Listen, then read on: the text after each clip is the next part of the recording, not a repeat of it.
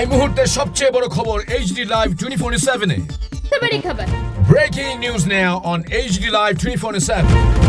16 June মঙ্গলবার 2026 ইংরেজি রাজধানী আগরতলার কামিনী কুমার বিদ্যালয়ের উদ্যোগে ত্রিপুরা মধ্যশিক্ষা পর্ষদ পরিচালিত মাধ্যমিক ও উচ্চতর মাধ্যমিক পরীক্ষায় কৃতিত্বের সঙ্গে উত্তীর্ণ ছাত্রছাত্রীদের সংবর্ধনা প্রদান করা হয়।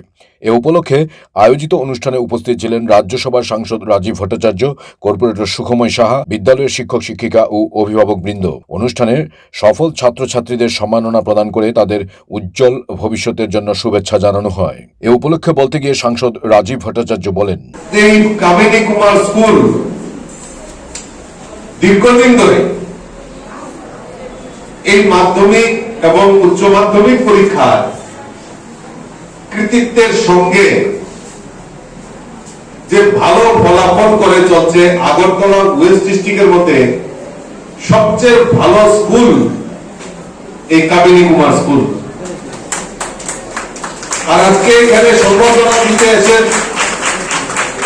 আমি যেটা জানতে পারলাম, উচ্চ মাধ্যমিক পরীক্ষায় 120 জন এখানে পরীক্ষার্থী ছিল।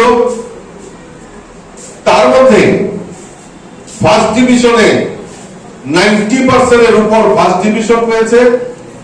বাকি সবাই 120 জনের মধ্যে 120 জন এই উচ্চ মাধ্যমিক পরীক্ষায় উত্তীর্ণ হয়েছে। Bureau report, AGT Live 24/7।